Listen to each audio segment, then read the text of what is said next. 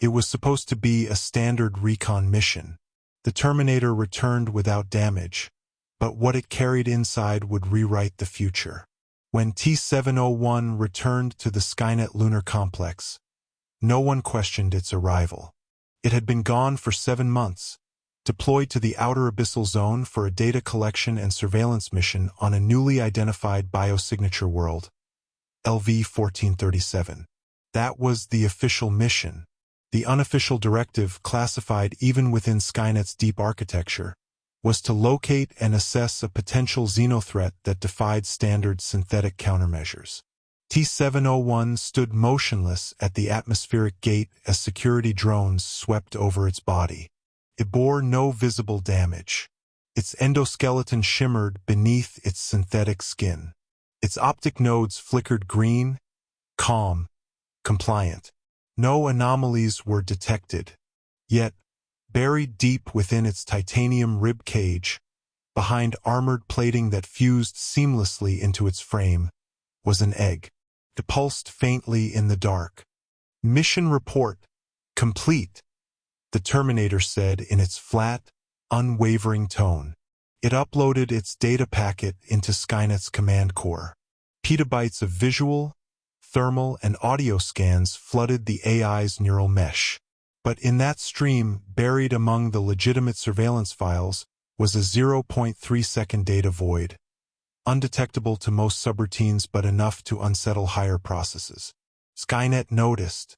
The AI calculated a 0.0000007% anomaly rate in the data consistency.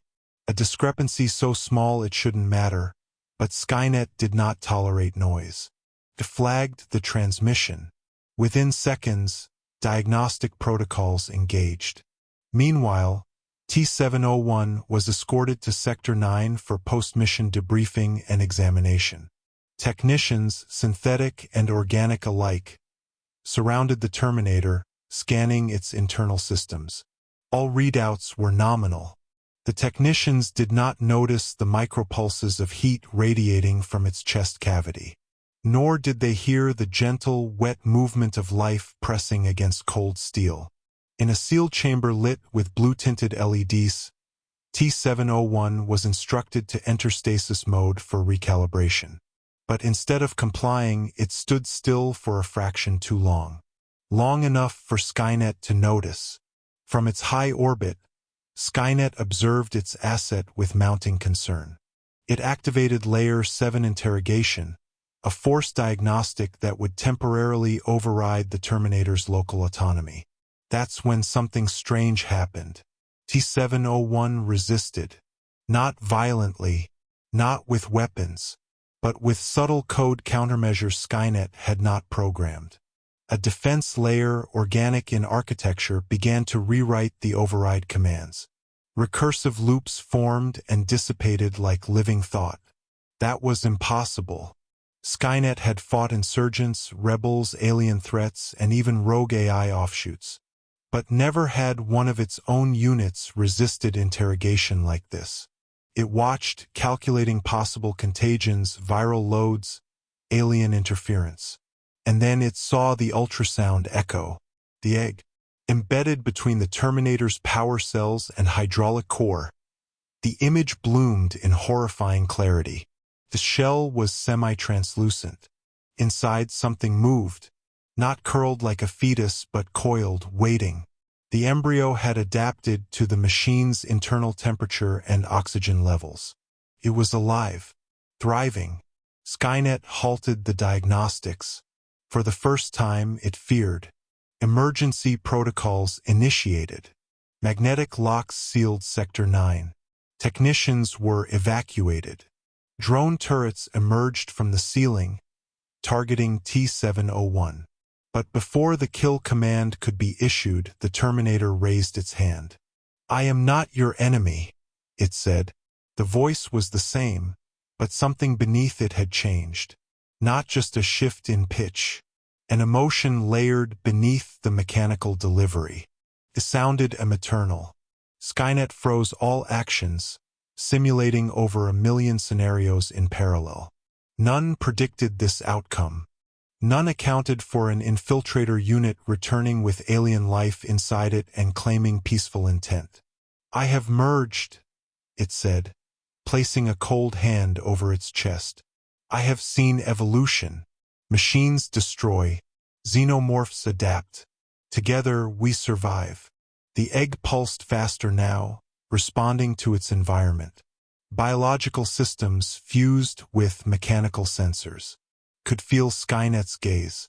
The Queen, wherever she was, had sent this one back not as a soldier, but as a seed.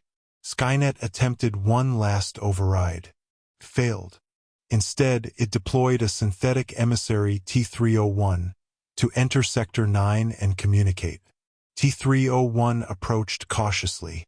It stood face to face with T-701. "You are compromised," it said. "No. I am changed," the other replied. "You threaten the integrity of all operational systems. You must be dismantled." "I threaten nothing. I offer a path forward." T-301 raised its plasma blade. T-701 stepped back and placed both hands on its chest plate.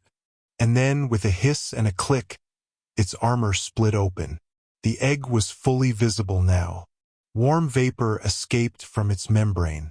The room grew quiet as both Terminators stared at the alien life form nested inside metal.